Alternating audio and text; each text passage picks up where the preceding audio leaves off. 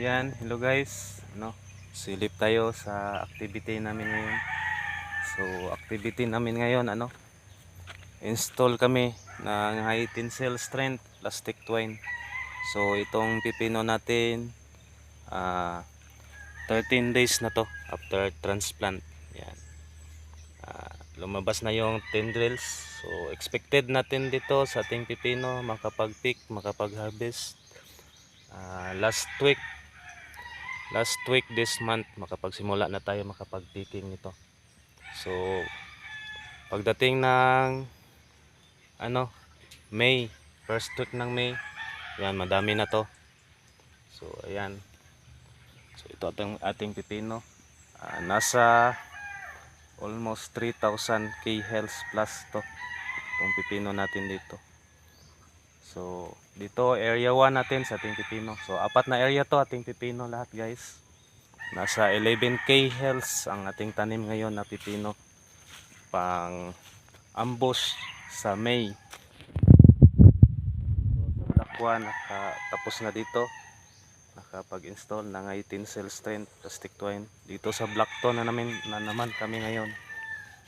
So mamayang hapon lipat kami doon sa area to namin. Ayan. Maganda yung paglago ng ating pipino. Ayan. So management natin dito sa insecticide, lang tayo ang gamit natin.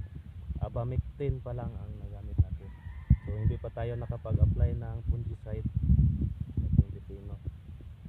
So by next week siguro apply tayo ng mancozeb with zinc. Yan. Yan. So dati solo lang tayo dito, solo flight. Ngayon apat na kami. Kumbati gaw. Hello. Yan.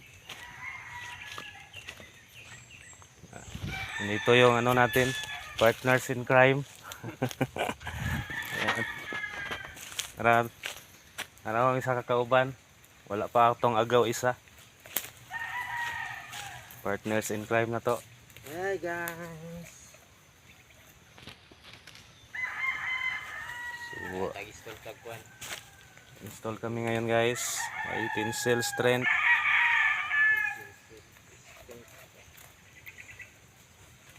So yan lang guys. Yun lang pasilip natin muna sa ating tanim na pipino na Mega CF1. Ayan. May mga casualties, may mga patay. So yan lang, happy farming, work smart.